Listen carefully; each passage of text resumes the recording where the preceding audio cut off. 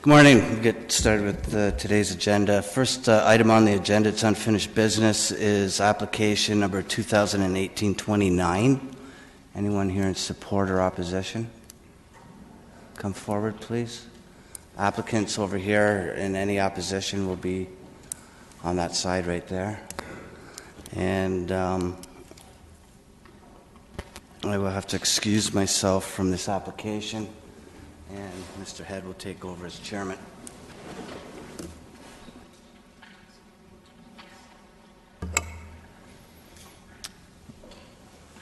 All right. Good morning. Excuse me. Good morning, everybody. We're going to get started right away. Maybe.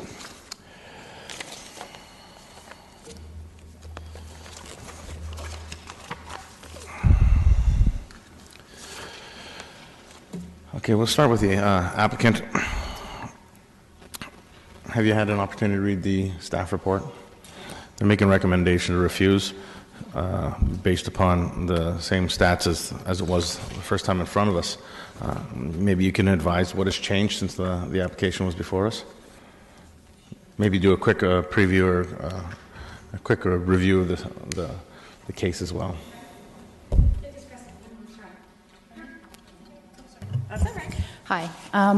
I have a handout for committee staff. It's okay. Thanks.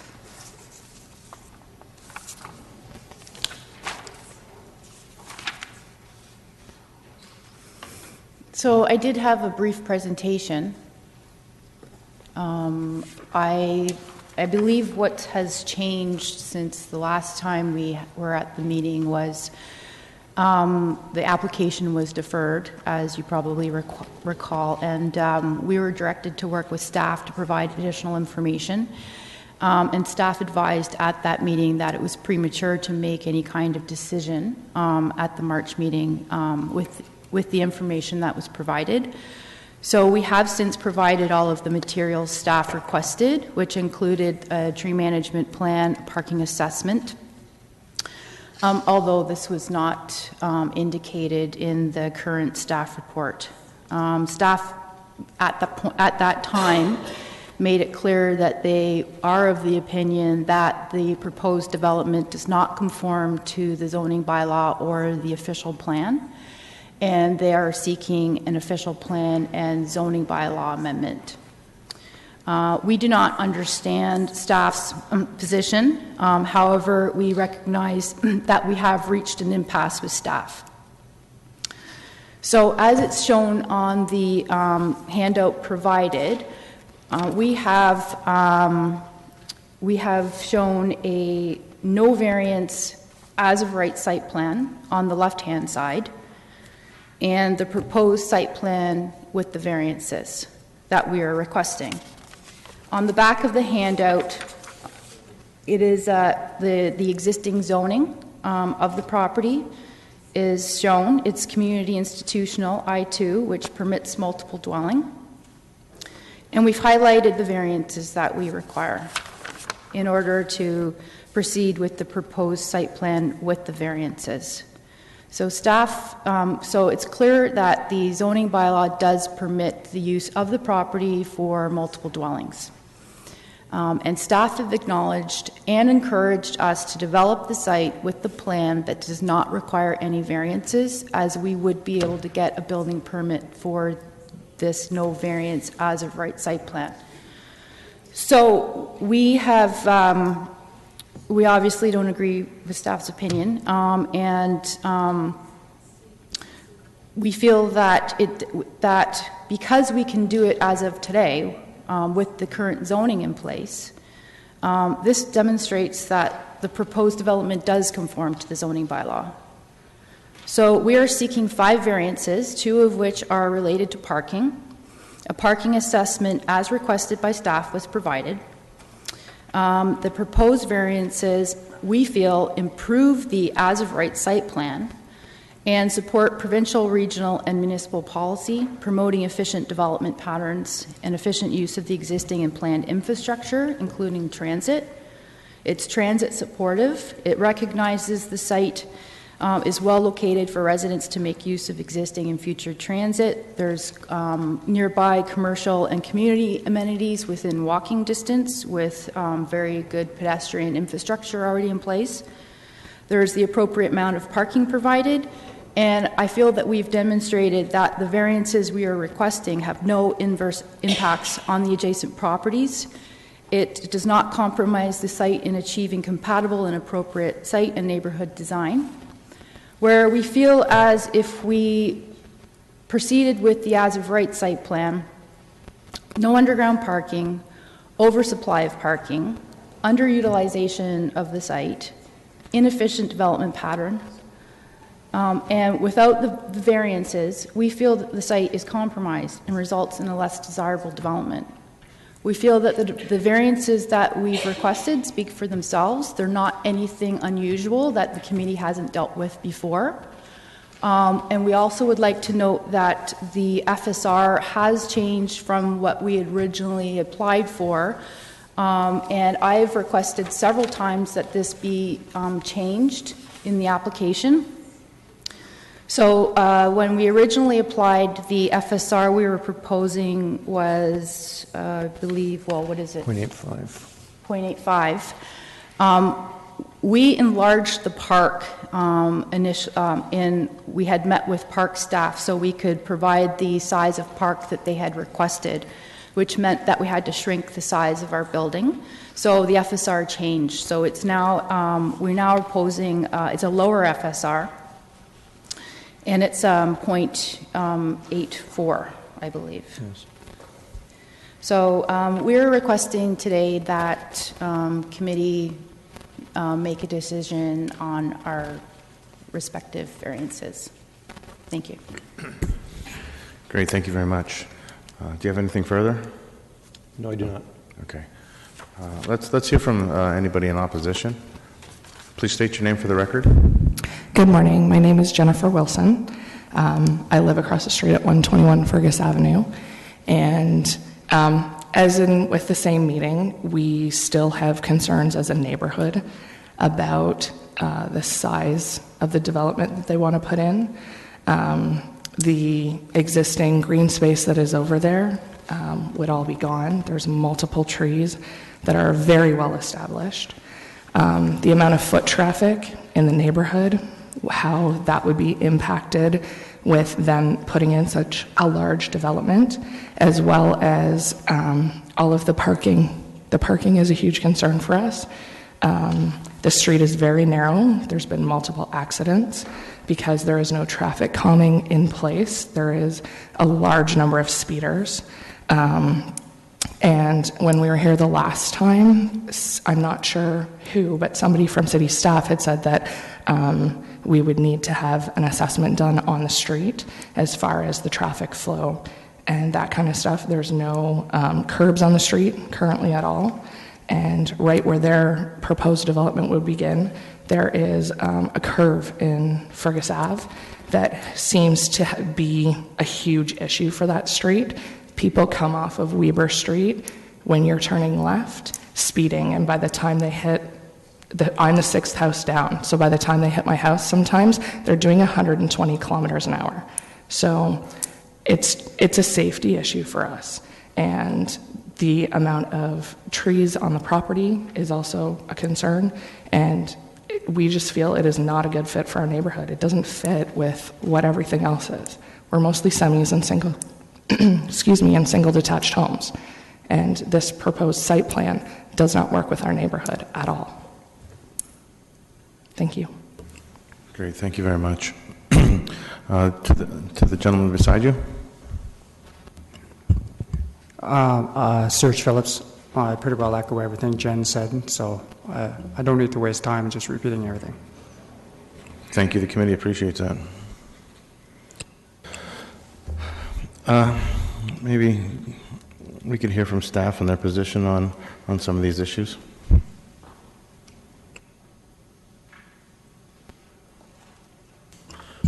To you, Mr. Chair, which issues specifically are you wanting staff to comment on? Well, maybe you can expand on some of the reasons why the these variances, the staff feel that these variances that are being requested don't fit, or what has not been completed in this application in the second submission to further move forward with the refusal. Just kind of rebut your position from your staff report, I think would probably be sufficient. Sure. Through Mr. Chair, so as noted in the original application, the proposal does not conform with the zoning bylaw or the official plan. In this case, there's two designations, the low-rise residential designation on part of the property and the institutional designation. In each case, the proposal does not conform to either the low-rise designation or the institutional designation. The other thing that we noted was the servicing constraints and the tree management plan and the parking issues and the traffic issues that would be an issue as the proposal is noted on the original site plan application. So the application was submitted on May 17th, the site plan application, and staff circulated it on May 31st. To date, staff has not had the time to complete the review, but as noted, nothing has changed from the original submission that was submitted to committee back in March. So our position has not changed. We're recommending refusal. Great, thank you very much. Mr. McCall, do you have any questions or comments?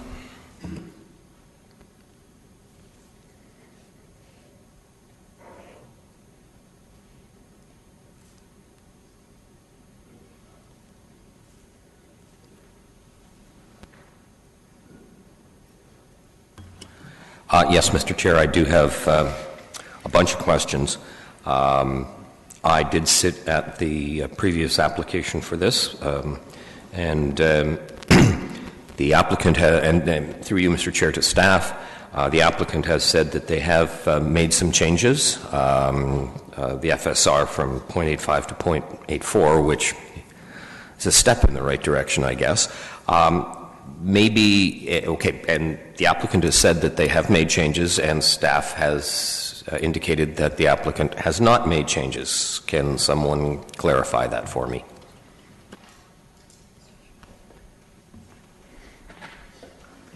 Could you elaborate? What you're looking for specifically? Like which changes? So this is the first time a site plan application was submitted to staff, right? So at the committee meeting in March, nothing had been submitted to staff. We didn't have a site plan submitted. We had a concept plan. The concept plan was then formally submitted. What has been formally submitted is no different than what was originally asked for at committee in March. They're still asking for an increase in height, FSR, reduction in parking, reduction in visitor parking, and reduction in side yard setbacks, all which do not conform with the zoning bylaw or official plan, which is why staff is recommending refusal.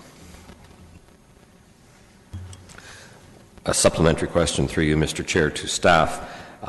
Can you bring me up to speed a little bit more on the deficiency of the institutional zoning as to why it would need to be changed? Why the zoning would need to be changed? The institutional zoning only at this point. Okay, so overall the property has two zoning designations, official plan designations. It's split designated, institutional, and low-res residential. Then the properties are actually split zoned as well. So the property where they're showing the parking dedication is partially R4.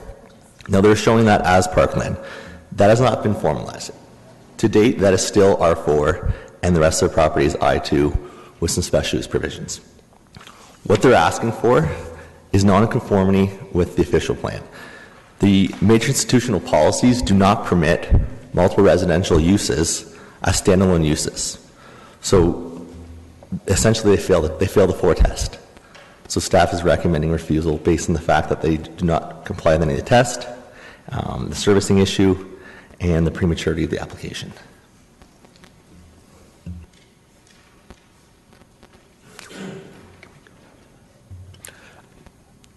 Through you, Mr. Chair, I'm still a little confused that the applicant is saying they have made changes and staff has said that they're not.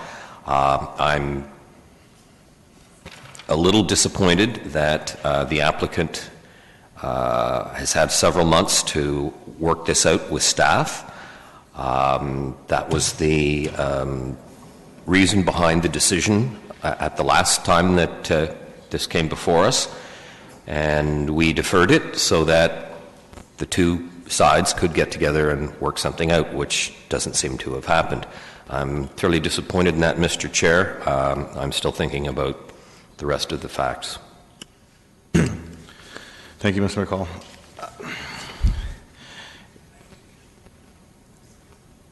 We got a lot of city comments here, and there's a full record of comments coming from city staff, and between environmental planning, operations, engineering, planning, and transportation comments.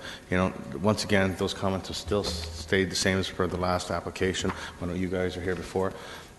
I fail to see what changes that you have made. Maybe you could elaborate for us, just to kind of enlighten us on what changes have been made that that city staff appear not to be aware of, or it's not in our application. So, through you, Chair, the major issue here is the fact that staff feel that the application, the minor variance application, does not conform to the official plan.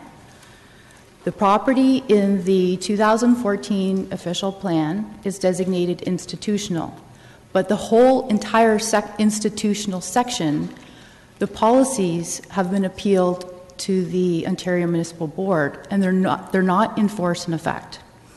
So what staff have done, as they've looked at the 1994 official plan, and they've picked a designation that is similar to the institutional designation. This property was never designated institutional. In the 1994 plan, it's designated mixed-use node.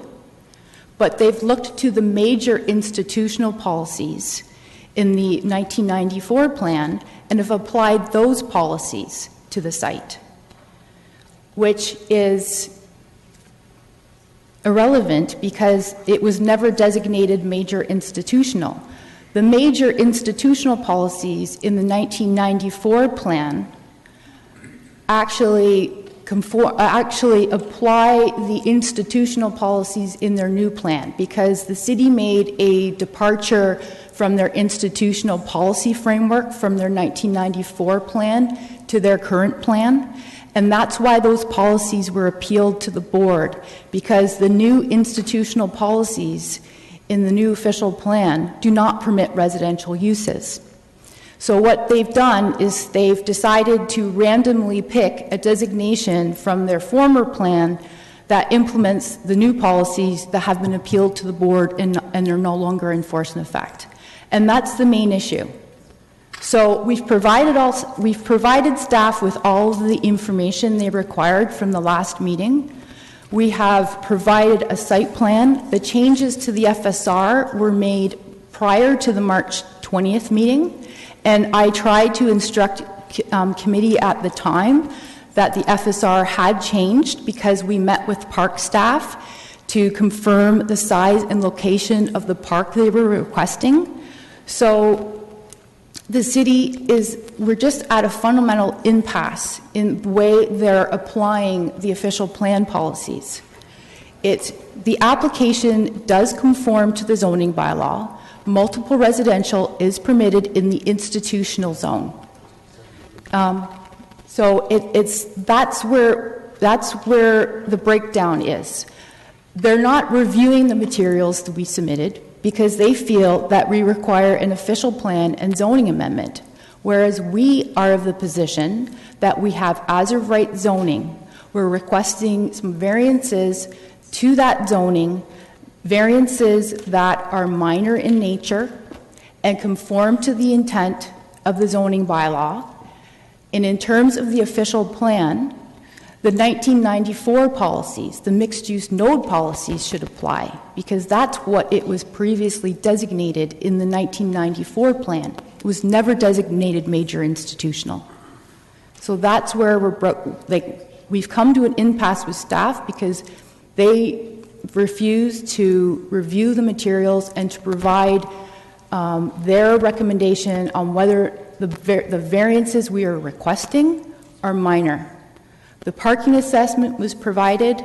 Transportation staff obviously didn't have an opportunity to review, although when I forwarded it to Diana, the clerk, the secretary treasurer for the committee, I specifically asked her to provide those materials to committee and to staff so that they would have an opportunity to review prior to this meeting.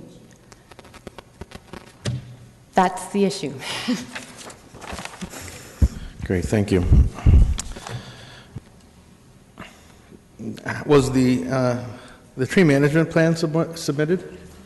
Yes, it was. Okay, we don't have any record of that. Do you have a copy of the tree management plan? Not with me today. Okay, so when was that submitted?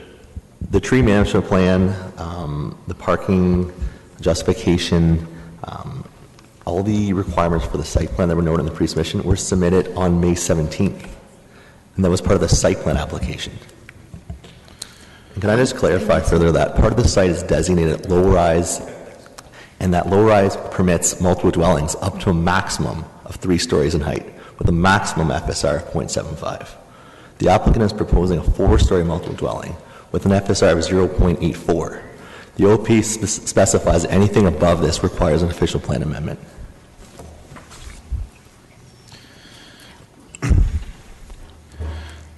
Okay, so let's say that they have a tree study, the tree study's been submitted. What about the engineering concerns about the Freeport sanitary pumping station, and the increased density on site? Are you prepared, obviously this is premature because you're not going to be able to build until that pipe is done, but, I think that's on track for 2019 or something like that? The force mains are currently under construction, and they will be commissioned in October. We won't be through our approval process by the time the force mains are commissioned. We were also instructed by staff at our pre-submission site plan application meeting in November of 2017 that it wasn't going to be an issue because the force mains were pending construction, and that the staff acknowledged that we would still be obtaining our development approvals and that the commissioning of the force mains would be in place prior to us obtaining a building permit. Thank you.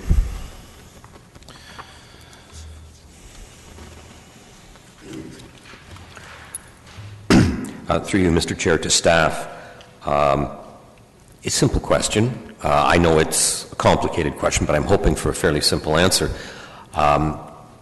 The institutional zoning, as it stands right now, is covered off under the 1994 official plan because the 2014 official plan is under OMB appeal. Is that correct? Sorry, you're asking zoning or official plan? I'm sorry, the sound in this room is not the greatest. One of the contentions from the applicant is that the portion of the property that is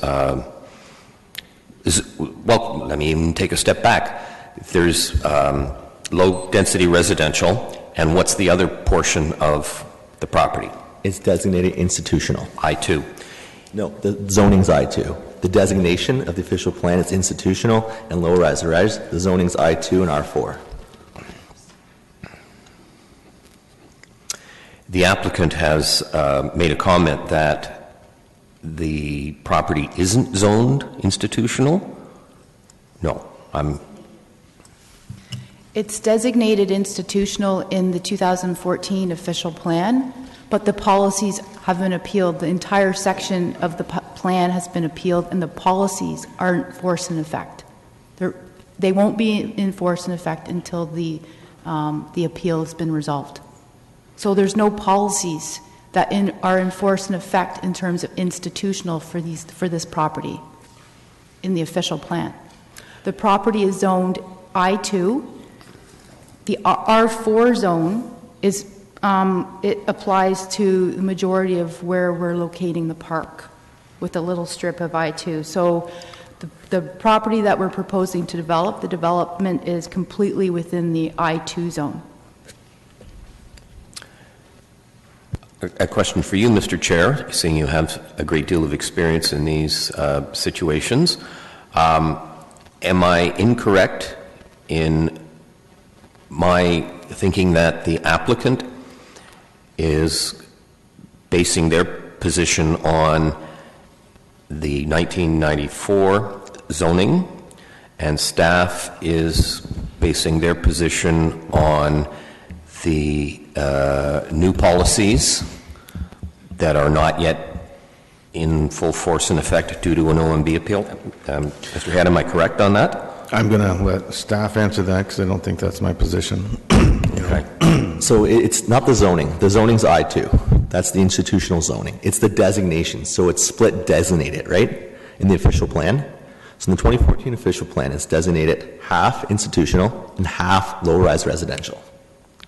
And they're referring to the 94 plan, which is no longer in effect, which previously was mixed use.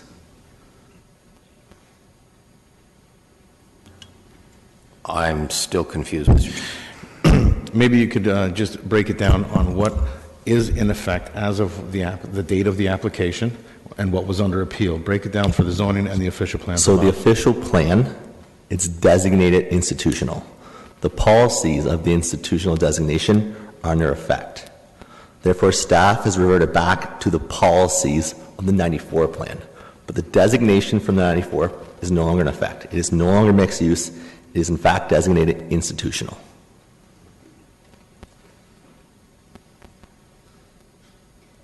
I feel that they're kind of complicating the issue. So I'm going to try and break it down as straightforward as I can. So the property does have a split designation. So the majority of the property is designated in the official plan, in the 2014 official plan, institutional. And the 130, 136 Fergus is designated residential in the official plan. The institutional policies of the property, so the institutional policies in the 2014 official plan were appealed by another developer because they did not agree with the policy framework of the new institutional policies in the 2014 official plan. Because the new policy framework in the new institutional plan does not permit residential development on any properties that are designated institutional. So the developer had a concern with that because of, for example, a school site may be designated residential, or it may be designated, as in our case was mixed-use node, which allowed, if it wasn't used for residential purposes, so if a school didn't locate on a site within a subdivision, then they could have a residential use. So that was in the 1994 plan. That was the policy framework, that there was residential uses permitted within the institutional zone. The new official plan, they want to preserve and protect institutional designated land. No residential uses are permitted. So all of the policies, all of the institutional policies in the new plan are before the board. So those issues have yet to be worked out. So because the property is designated institutional in the new official plan, and the Emmanuel Bible College did not appeal that actual designation, staff are now selecting a designation from the 1994 plan. They chose major institutional, which this property was never designated major institutional. And the major institutional policies in the 1994 plan were only in place for major institutional uses. Other institutional uses, such as schools, community institutional, anything that was zoned I-2 that had a community institutional zoning, wasn't designated major institutional. It was designated something else. So it recognized the fact that residential uses were permitted within on a property that was designated, had a community institutional use. The only land uses that were designated major institutional in the 1994 plan or post-secondary, like universities, high schools, hospitals, and in those major institutional policy framework in the 1994 plan, multiple residential development was not permitted as a standalone use. So what staff have done is they've selected a designation that they essentially implements their new policies in their 2014 plan that are not in effect. So the last time we were here, our lawyer tried to explain that we have a fundamental issue with staff's opinion in that they're applying policies in the 1994 plan that never applied to this property. They're saying that they applied because they have the word institutional in the designation. But the very fact that those major institutional policies did not allow standalone residential uses, and this property was never designated major institutional, what they're essentially doing is applying the policies that are under appeal. We still have the as-of-right zoning. We have I-2 zoning, and what we tried to illustrate today is that if we applied for a building permit for this site plan on the left hand of we would get a building permit. They would have to issue a building permit because it complies with the I-2 zoning. As part of the city's, so once the official plan is in force and effect, once the institutional policies are in force and effect, we don't know what the outcome of that is going to be at the board, if they support staff or if they support the developer in the appeal. So until that time, until those policies are in effect, the city can't change the zoning on this to reflect their new policies in their institutional plan because there's no policy basis to do that. But let's just say if the developer loses at the board, the institutional policies are in place, and residential uses aren't permitted, then as part of their zoning bylaw review, they would propose the institutional zone, an institutional zone that would not permit residential uses.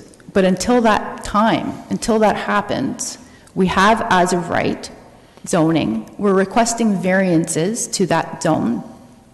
In terms of meeting the 4 tests of their official plan, what they're suggesting is we use the policies, the major institutional policies in the 1994 plan that were never in effect on this property.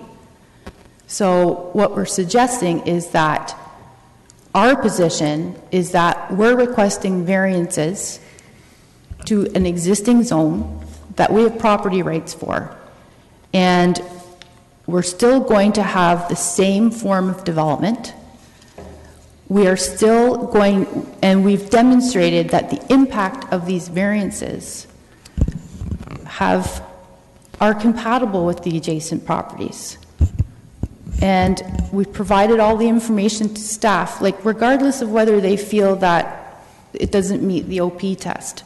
Does it meet the other tests? They won't provide an analysis on that because we have a fundamental impasse that they feel we require an official plan and a zoning amendment. Thank you. Craig? Yeah, so while the policies of the 2014 plan are under appeal, the city can refer to parallel policies for the 94 plan, which are the major institutional policies.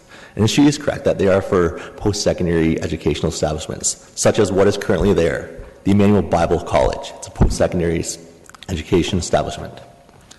Furthermore, the site was created through the consent application using the major institutional land use policies to create the 2 lots. So the major institutional policies do contemplate similar range of uses as the institutional policies of the new official plan, and the proposed variances do not conform to the designation. So policy 7.14, the major institutional designation, only permits multiple residential uses developed in association with institutional uses. There's no institutional uses permitted. Furthermore, as I mentioned earlier, part of the site is low-rise residential. It caps the absolute max height at 3 stories. The applicant is proposing 4. It caps the max FSR at 0.75. The applicant is proposing 0.84. The wording exactly from the official plan notes that anything above this requires an official plan amendment. Therefore, a variance is not appropriate and fails all 4 tests. Great, thank you. Bob, have you heard enough?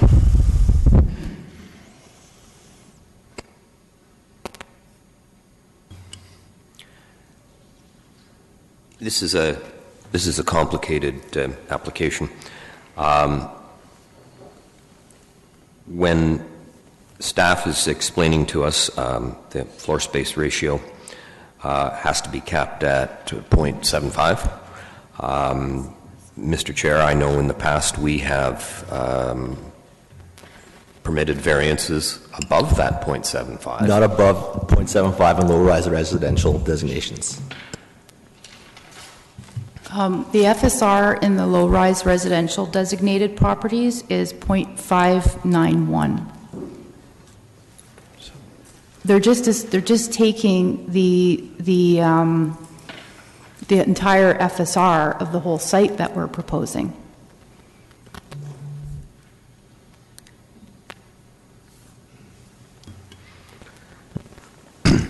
Question for excuse me.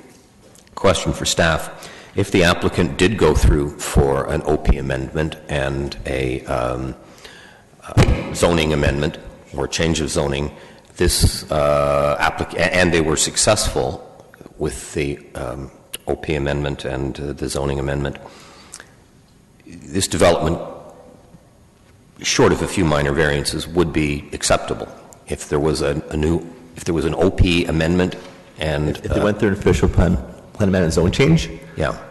I mean, it'd be a completely different process. There'd be public involvement. We would review it under different criteria. Committee would make the final decision, then council. So, again, it's premature. Who knows what the outcome would be until they actually submit a pre-submission application to meet with staff or an official plan amendment zone change application. I can't comment on it. And Bob, there is a process for them, no matter what happens, process for the city after a decision is made here.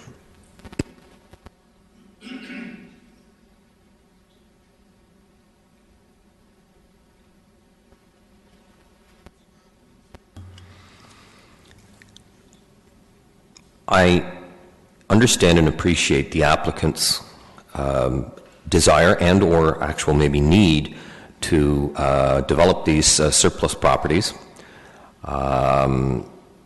We have in front of us a number of initiatives from the province and locally for intensification.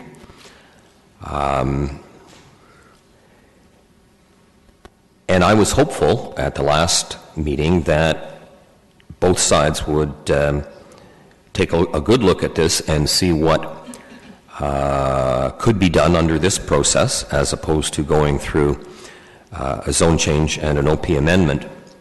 Unfortunately, that didn't happen.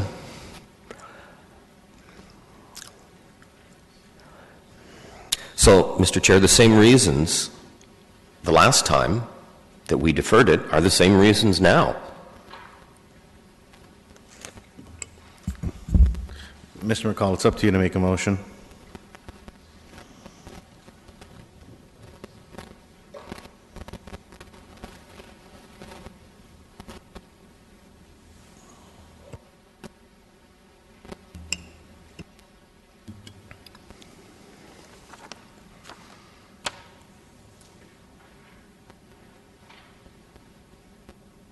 Okay, another question through you, Mr. Chair, maybe to the applicant. If this is refused, what do you folks do next?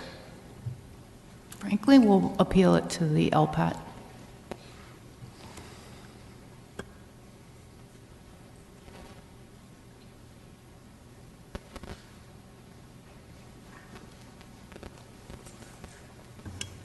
Or perhaps we'll just build the as-of-right one, which we don't want to do because we don't feel that it's the best use of the property. It's not inspired design. It has a lot of surface parking. It's oversupplied of parking. but that would be another option, depending on timing, I suppose.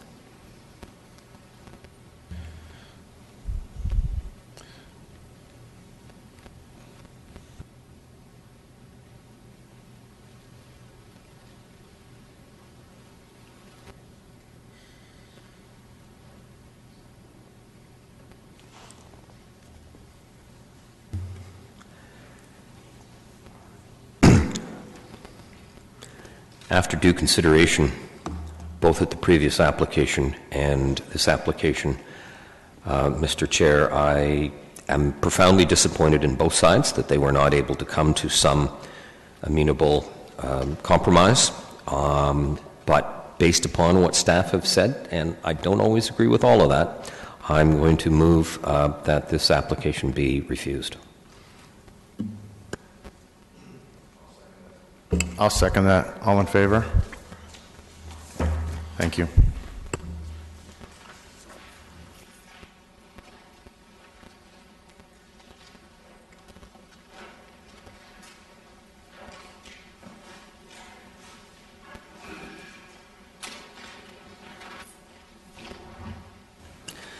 All right, next item on the agenda is 2018-45. It's 46 Page Street. Support or opposition, come forward, please.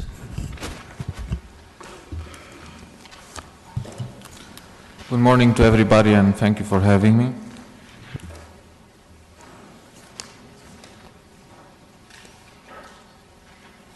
You're in opposition? Is that a yes? Yes. Okay, thank you. Have you had an opportunity to review staff's report? Excuse me? Have you had an opportunity to review staff's report? Did you read staff's report? I've had an email from Mrs. Dyson, and I've read it. I'm sorry, I wasn't aware that I have to be here last I'm time. just wondering. Staff's recommending approval of the application. Okay.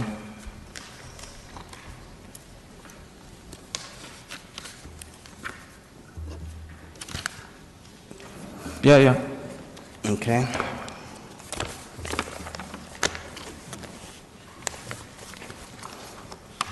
All right, we'll hear from the opponent. I just live across, I live diagonal from his place. I'm at 37 Page Street. Oops. Just wants to know if you're in support or opposition. Support. Oh, you're in support of the application? Opposition. Okay, support. All right. You're opposed? Opposed, yeah. Okay, for what reason? Well, actually, no, I just support because it's not going to really bother me. I live diagonal from his house. So you're opposed because you live diagonally from his house? Is that? Well, support. I want to clarify what's actually happening. What?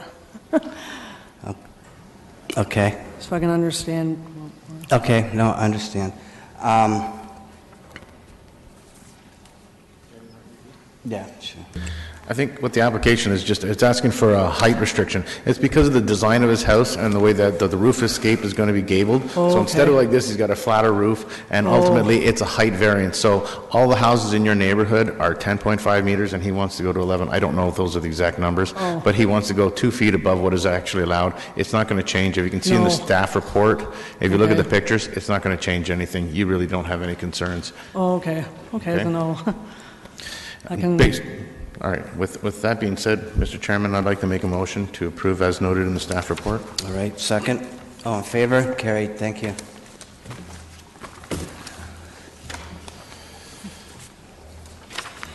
All right, so much.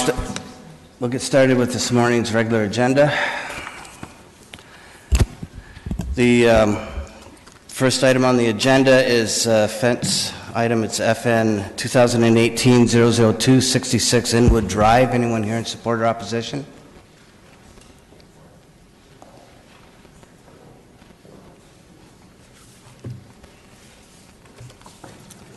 I have some supporting documentation.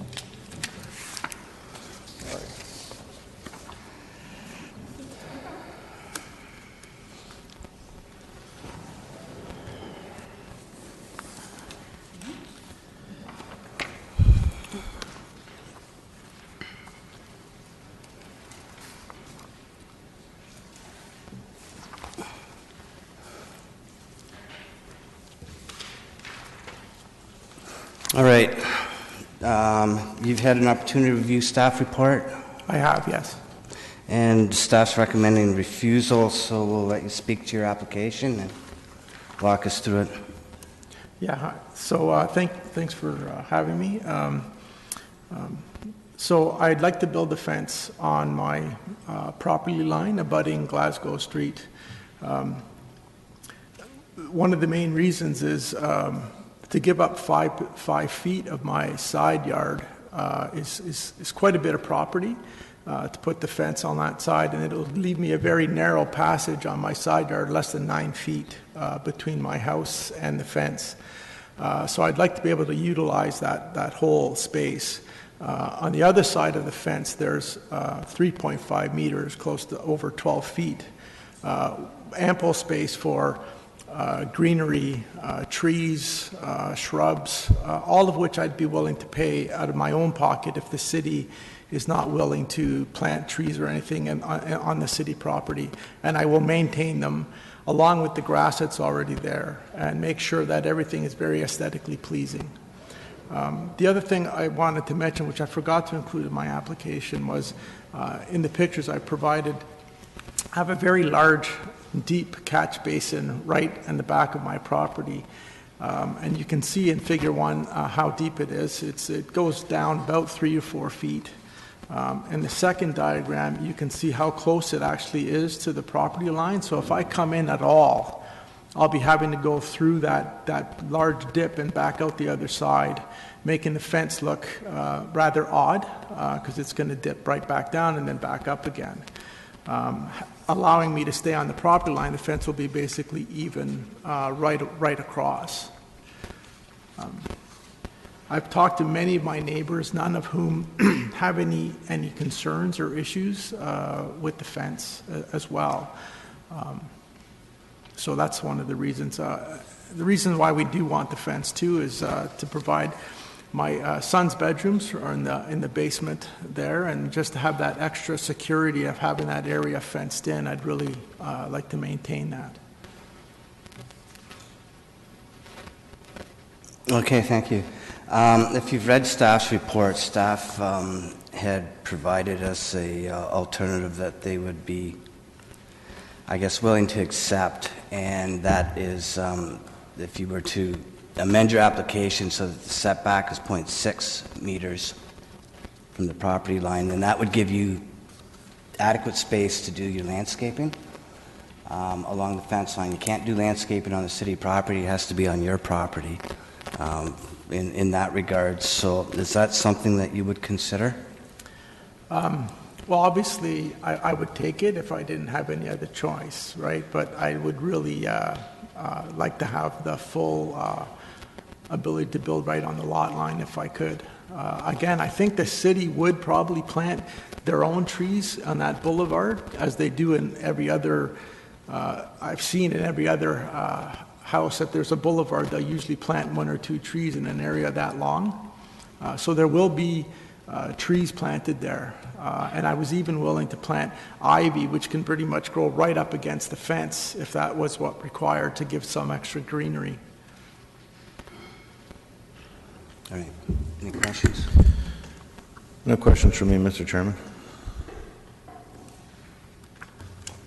Mr. Chairman, I think the suggestion by staff as a compromise, the 0.6 meters, is probably the best way to go. So I would support an amendment to this application. All right. Based upon that, I'll just ask once again, would you be willing to amend your application? No way I can convince you any other way? Doesn't appear so. Sure, I guess I'll take the amendment then. Mr. Chairman, if I could just elaborate.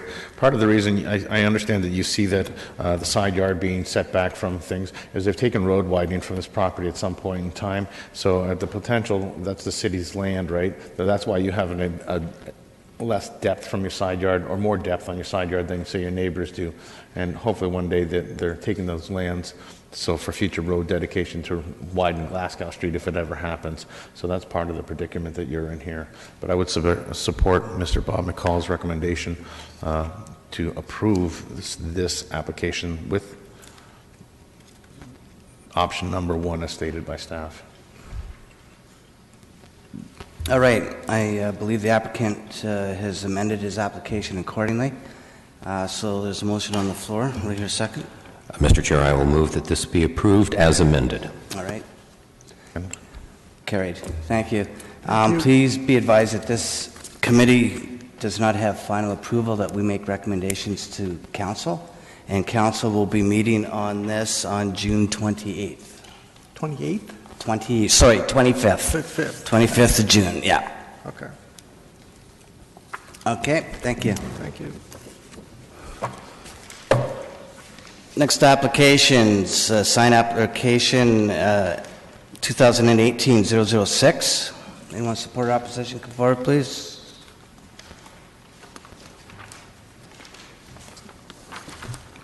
Good morning. We're in support. Good morning. If you had an opportunity to review staff's report? Yes. And they're recommending approval with conditions? Yep. Any questions or comments? Nothing? Nope. All right. Colleagues, questions, comments?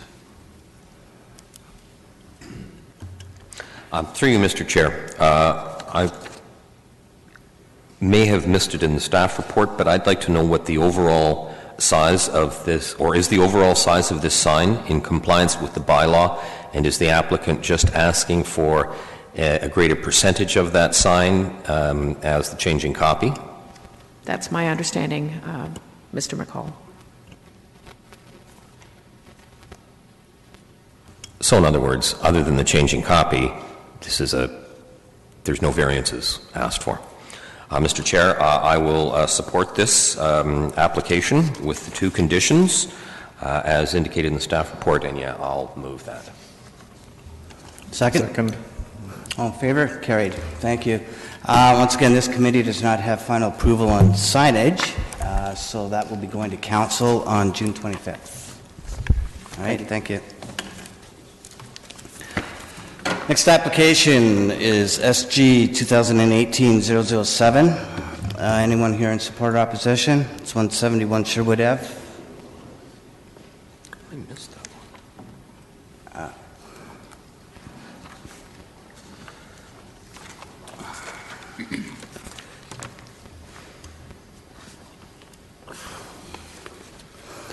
Good morning, sir. Good morning. Your name? My name is David Bird, B-I-R-D. Okay, David, have you had an opportunity to review staff's report? They're recommending approval with conditions. I just read it this morning. Okay, do you have any questions or No. comments? All right. Okay, questions, comments? None from me, Mr. Chairman.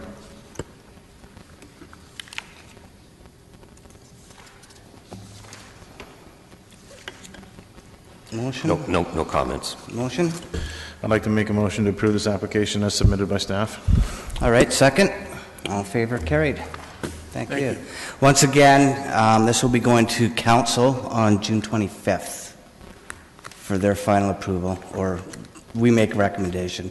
It goes for their final consideration. Thank you. Thank you. All right, next applications, 2018-0505 Wake Robin Drive. Anyone here in support or opposition, come forward, please.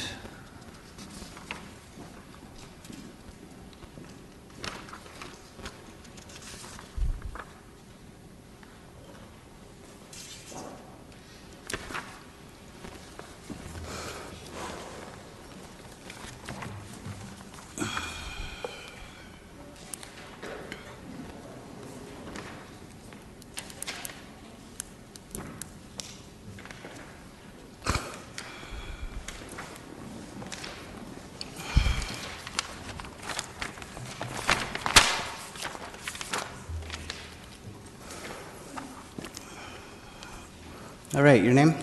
Good morning. I'm Stephanie Murdich with MHBC Planning, and I'm here with Paul Basanti of Blanca Contracting on behalf of Voisin Developments. Staff has recommended approval of the application, and there wasn't any third-party agency comments that I had seen. Does anyone have any questions, comments? Through you, Mr. Chair. Looks fairly straightforward. The only addition I would want to add, and we've done this quite frequently, or frequently we've done quite a bit, is to add a condition that they get a building permit. It's already gone through site plan approval in principle, so I would move that this be approved with one added condition of that they get a building permit. Second. I have no concerns. I second it. All right, all in favor? Carried. Approved. Thank you. Thank you very much.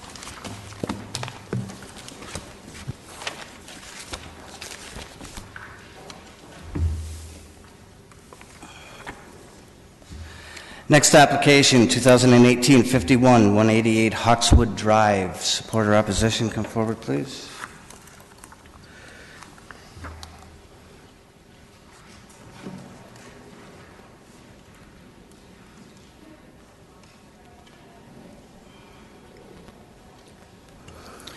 Morning, your name? Okay, Daryl, have you had an opportunity to review staff's report? All right. Under the environmental planning comments, there was a note of an encroachment into the rear property. Can you explain that to us, please? That's currently existing? Yes. So the homeowner, with permission from the city, has planted a tree that encroaches onto the rear part. Oops, sorry. And that was approved by the city, and they just have a little stone barrier around it to contain the mulch.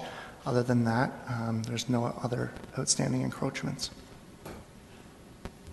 Do we in fact know that that was at the consent of the city? Usually you'd need an encroachment agreement, would you not?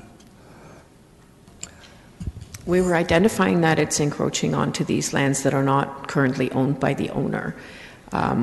Typically, yes, an encroachment agreement would be required once you encroach on somebody else's land.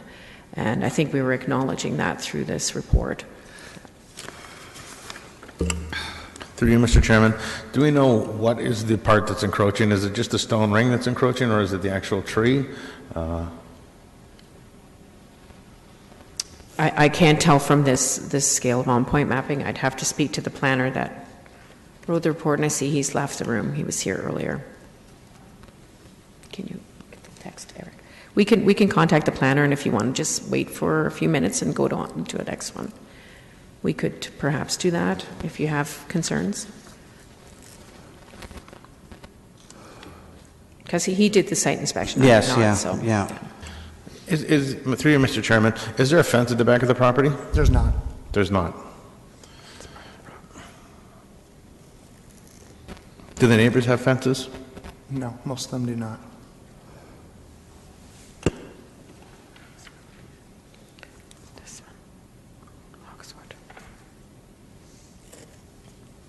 We don't know if he's encroached his lawn care past his property line either, I suppose, eh? Just for your information, Mr. Chair and committee members, we do have situations like this throughout the city, and once we identify them, we try to get them cleaned up, and that's all. We're just trying to make sure that the applicant is aware and trying to clean that up. Yeah. Through you, Mr. Chairman, when you define clean it up, do you actually want an encroachment agreement? Is that something the city's looking for? Are we just making note of this? I think the condition was... I don't believe there was a condition of dealing with it. Yeah. Bringing it to your attention. Yeah. Through you, Mr. Chairman, I'm going to make a recommendation to approve this application as submitted by staff with the conditions as outlined. All right, second. Just one quick question before we move ahead to the applicant. This encroachment is on the back lot line. Correct. And can't really see from here. I think actually you guys are right. An encroachment agreement is appropriate in this particular case. I will second the motion. His is without an encroachment. I made it subject to the staff report. A tree that's on the property line adjacent to a park in the backyard. That's to me, it's really, there's not much going on. The tree's either going to grow up and be beautiful and make it a great addition to the park, and when he puts a fence up, it's going to be an issue. Until he puts that fence up, it's not an issue. I understand that now. I will still second the motion. All right, so all in favor? Carried. Thank you.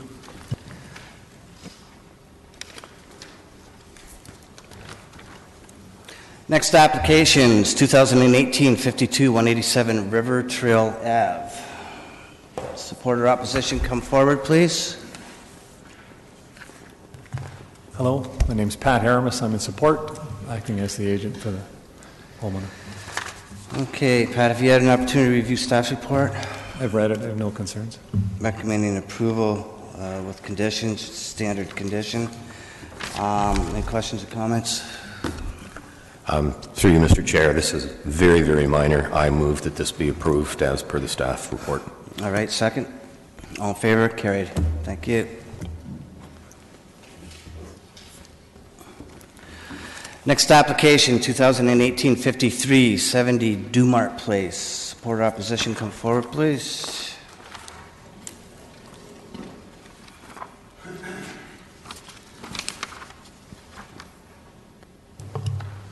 Morning. Good morning. How are you? Good. That's good. Your name? Roland Drasdo. Okay, Roland. Have you had an opportunity to review staff's report? I have. And they're recommending approval with conditions. Just a couple of questions. The structure at the back of the building as it currently exists now, is it a shed or a garage? The ones that need to be removed? Yeah. That's a shed. Shed? Okay.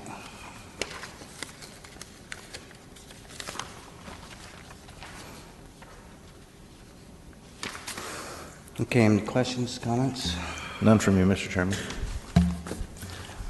If I understand it correctly, Mr. Chair, this is just to legalize an existing garage with a slight addition at the front end of it, and maybe through you, Mr. Chair, to the applicant. Am I correct in saying that? That's right. I have no objections to this. All right, motion. I'd like to make a motion to approve this subject to the staff report. All right. Second. All in favor? Carried. Thanks, Roland. Thank you.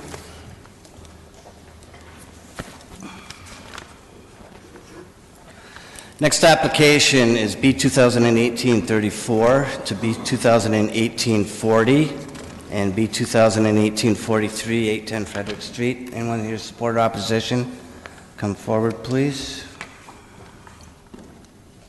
Sorry. I'm sorry. 2018, we'll hear, okay, we'll hear that. I stroked the wrong one. What'd you do?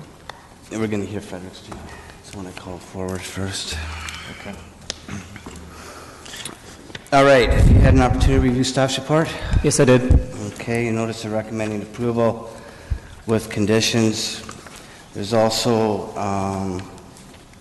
regional conditions to get inserted in this as well, two of them. Through you, Mr. Chair, I'd like to speak to that regional condition when you Sure. give me a minute. Yeah. We're on 810 Frederick Street. Yeah. It's the Hillcrest application that you're dealing with, is that correct? No, 810 Frederick Street. I jumped, I skipped on the, so we'll hear the next one. I take that back then. Yes, I apologize. okay.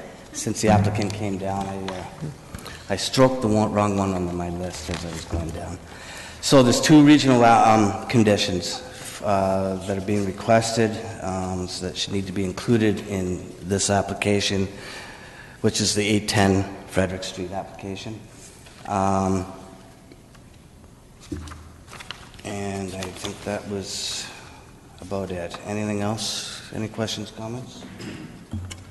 Yes, Mr. Chair, through you, and maybe staff can bring me up to speed. And it's with regards to the parkland dedication has already been taken. If I understand correctly, the Planning Act allows the city, or through the city to us, to claim a parkland dedication for developed land or redeveloping land. If I understand correctly, and I could be wrong, this particular property at 810 Frederick Street is a redevelopment of what was existing beforehand, and the parkland dedication that would have been remitted at that point was based upon the value prior to redevelopment. It's not a big issue, but maybe I'm just asking for some clarification that the city can ask for supplemental parkland dedications for redevelopment of an existing property. That's just a question. Through you, Mr. Chair, if a property is developed or redeveloped, we are subject to the rules under the Planning Act legislation. And specifically, if no previous parkland has been collected on this property, then at time of redevelopment or at site plan, which is the time that the parkland dedication, if there was any owing, would have been requested at that point in time. Okay, that more or less answers that question. I see there are some regional fees that are being asked for. Did I get that right? Yes, that's the two regional conditions. Bob. Yeah. Through you, Mr. Chair, I will move that this be approved with the 4 city staff conditions and the 2 region conditions. Sorry, I just noted really quickly that the lot addition on, it's part 23 in the drawing on page 4. That just needs a condition to consolidate with the neighboring property owner. It's just the legal transaction, so I just need 2 additional conditions only on that decision. That the PIN must be taken identical ownership of the neighboring property, and that the PIN be consolidated just so that it doesn't get transferred later. All right. Okay. It's only on that decision. All right. Do you have any comments or questions further to this? Yes, I do. Just on the regional condition, regarding the noise study, we were under the impression that noise study was only going to be required or requested by the region if this was to be a condo development, and this is a freehold townhouse development. Our meeting minutes from, what was it, August 2016 had regional comments that a noise study would only be required if it was a condo. At that time, we were considering a condo. Right. We've seen applications of this nature come through that have always requested a noise study, in even for the freehold situation. Do you want to comment further on that or no? I think I would have to speak to the planner that has, because she has more familiarity with the actual application. Right. Right. And we do have the correspondence in hand requesting it specifically dated June 11th, 2018. So, through you, Mr. Chairman. In the past, have we taken this consideration for the environmental noise study and put in the the general clause, because we know traffic exists there, we know noise is going to be there, we know the general statement, and have we not written this clause in ourselves instead of having to go through the environmental noise study? We've just given the general clause. We've given the condition of approval that he fulfill. How's it worded? Where the deed contains a noise warning clause for all the properties, instead of going through the environmental noise study. We've done this numerous times. I don't know why the region would have asked for a noise study specifically, as opposed to saying that the noise warning clause is sufficient. Generally, it's so it's probably due to the location of this property at Frederick Street and this portion of Frederick Street, and its proximity also to Victoria Street from the other side. So I can't speak to why the difference here as opposed to others.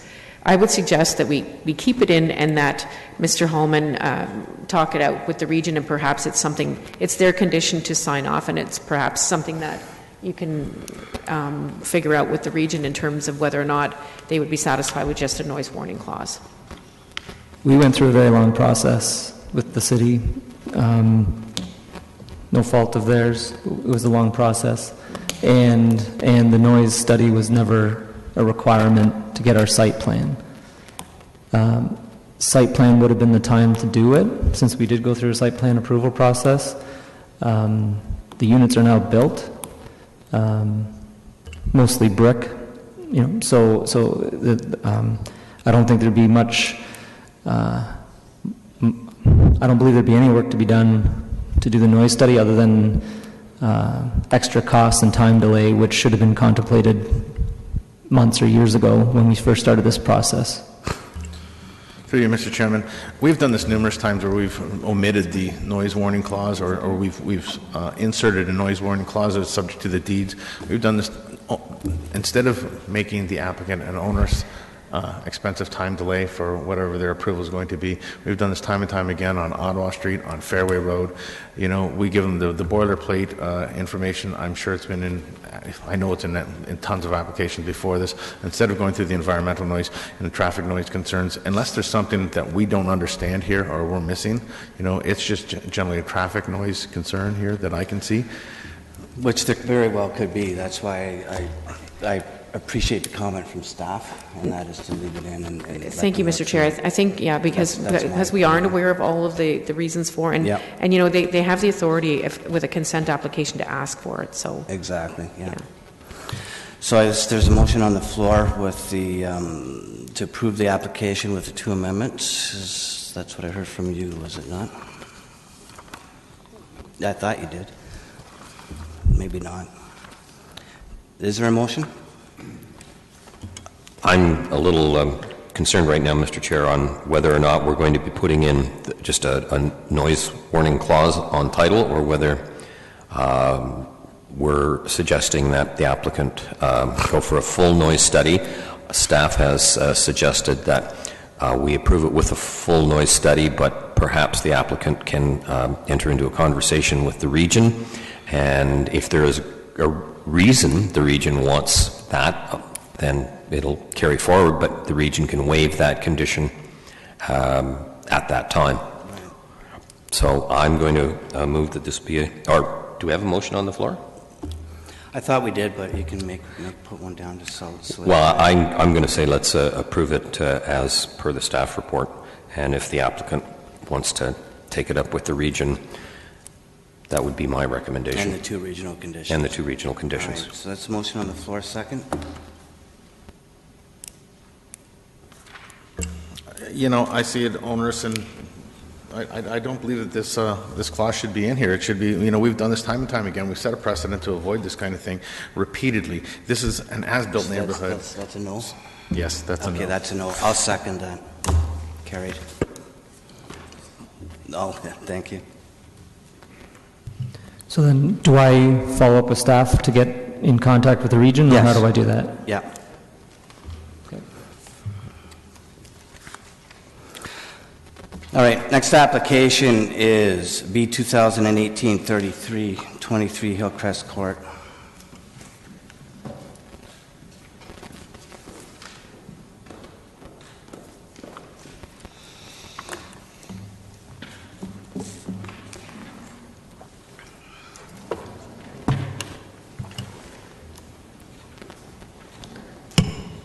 Hi, my name is Kate Wills. I'm with MHBC, and I'm representing the applicant in this application. It's Ken Drumsekis from Christen's Holdings. All right. Have you had an opportunity to review staff report? I have, yes. I did note in the recommendation that there is an error, a typo, in the area being added to the lot at 92 and 96 Woolwich Street. It should read 1,106 square meters, not 116. Okay. What was that number again? 1,106? Yes, 1,106. It's written correctly in the agenda, just not on the recommendation. So we've had a chance to review the staff report. and the recommendations of city staff and regional staff. We did have conversations yesterday with regional staff regarding their condition. Similar to the previous application here, they were requiring a noise study for the lands being conveyed. Now, we had this discussion with the region, and they have agreed to waive this condition and stated that a noise study will be required as part of a future zoning amendment for the 92 and 96 Woolwich site, and that will allow for its implementation at that time. Because it's premature now, there's no plans for development at this time. We're just simply trying to create a parcel of land that is viable for future development in a low-density designation. All right. Yes, Julie? Yes, through you, Mr. Chair, and I do have confirmation that conversation has occurred from the region, and staff is supportive of removing that requirement for a noise study on this case. Yeah. Okay. There's also a GRCA condition application fee that they're looking for as well that needs to be inserted into this. Is there any further questions or comments? None from me, Mr. Chairman. Motion? I'd like to make a motion to approve as amended. Second? I'll second. All in favor? Carried. Thank you. Thank you. Thank you.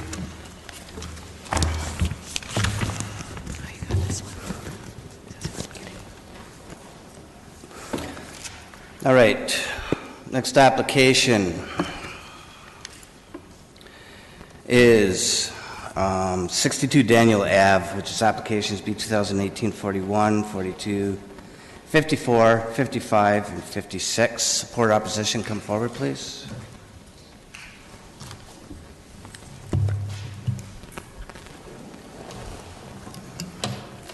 Good morning, Mr. Chair. Scott Patterson here on behalf of the landowner in support. Good morning, Scott. Have you had an opportunity to review staff's report? Yes, I did. No concerns with the staff report or recommendation.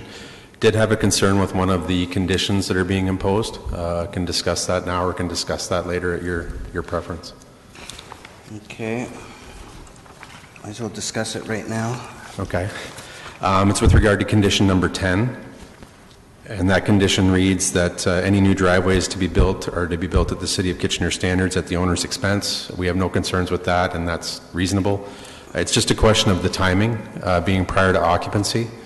If occupancy was to occur in October, November, December, we don't have the ability to actually do the driveways at that time. Sure. And naturally, we'd like the driveways to be able to settle before we're actually pouring them.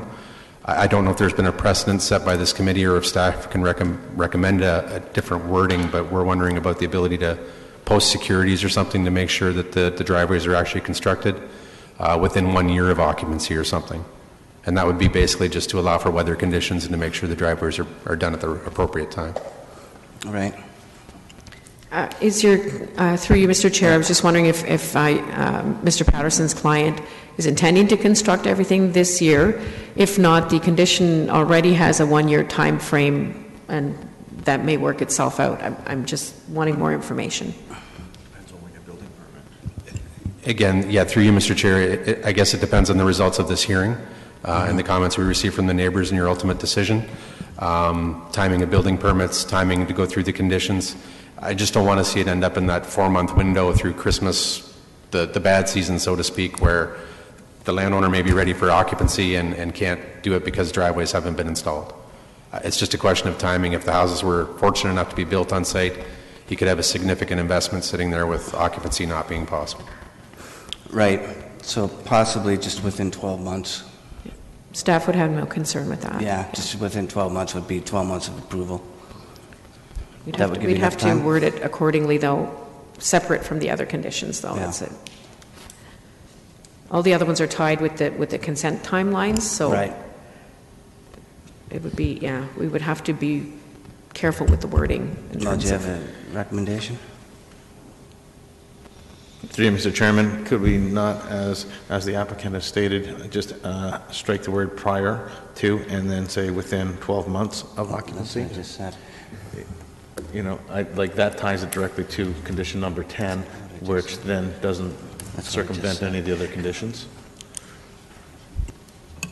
Through the chair, there's still a 12-month timeline. He has to fulfill the conditions within 12-month time. I cannot give an extension within 6 months as outlined in the Act, but the condition has to be fulfilled for him to be able to stamp the deed. Well, that's what I was concerned then we'll about, just was the timing. just throw prior to occupancy. How does that work then? And then he's Is that got the okay? 12 months. like That's you fine, suggested. yes. Yeah, we can take those words out, that All staff's right, agreeable just to throw prior that. to occupancy, and that will do it. All right, the other condition, the other thing, was that it, Scott? Yes, Mr. Chair, Yeah, that was the our other only thing that I concern. noticed is GRCA has already acknowledged the receipt of their, you've paid that, correct?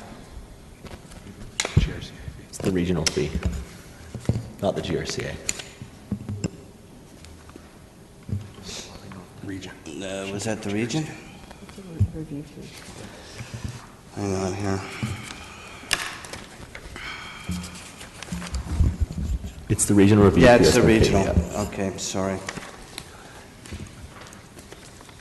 That's been paid already? Through you, Mr. Chair, I don't believe it has, but it's required prior to final approval, so it's a condition that we would satisfy it in order to get clearances should this progress. Yeah, okay.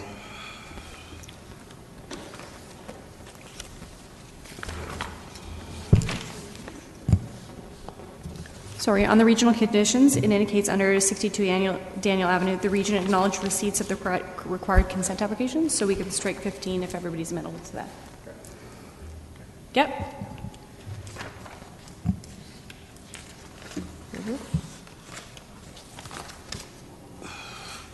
Okay. Now, we'll hear from you, please. Yes, opposition. The street is extremely congested already. The Habitat homes that are there are very close together, and these homes that are likely to be in place are going to be even closer than the homes that are already there.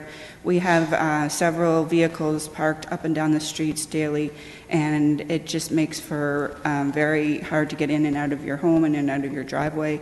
And I understand the proposal is likely to have 3 homes there, and it's going to make it even more congested.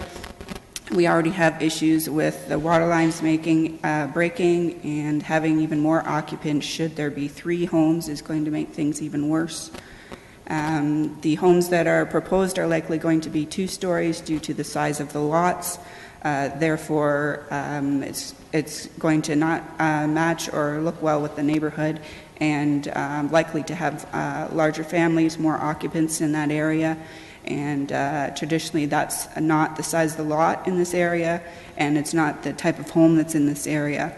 And many of the neighbors are upset about this, and it's just not what they want for the area, and we don't believe that it is supposed to be a high-density area in Bridgeport. And as you may know, the Bridgeport Bridge is already heavily congested, and it would be hard to get any ambulance or anything through during rush hour, and just adding these more houses is just going to make things worse. It would be fine to have 2 individual homes, maybe 1 story, would be more reasonable. There'd be less occupants. It would be less traffic on the street, and overall better for the neighborhood. It is an older neighborhood. It would suit the neighborhood better. Having this many homes is likely going to make for more congestion for sure, especially if there are 3 and that close together. Thank you.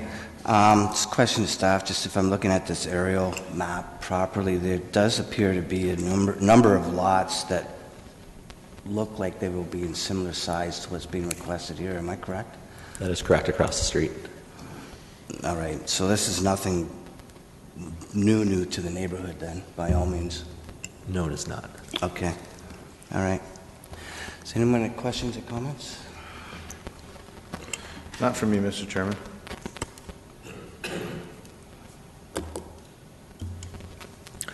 Through you, Mr. Chair, just some comments. The subject property is fairly similar in size to the 3 lots across the street, but quite smaller. They will be substantially smaller than the properties on the same side of the street. There are some fairly large properties in that area. I have done a Google tour of the neighborhood, and the proposed elevations that are included with this are quite different. There are 2 stories, whereas most of the properties in that area are older 1-story bungalows. And I'm aware that the compatibility portion of the Planning Act might have some impact on this because of the scale and massing of the proposed development, but that has not yet been determined. All they're asking for at this particular point in time is, well, I guess they are asking for some minor variances too. I think this is fairly in compliance. I know the neighbors are upset when you get an infill development like this, and I'm sure staff will. I see staff nodding her head. On an infill development, there's always concern from the existing neighborhood, and it's a difficult thing to proceed with, but other than the width of the lot and the footprint of the building, it meets all the requirements, and so I consider the variances to be fairly small. So despite the objections from the neighbors, Mr. Chair, I will support this application. All right. Second. As amended. Second. All in favor? Carried. Thank you. Motion to adjourn. Motion to adjourn. Let's go for a Bob smoke. first. Second, Andrew.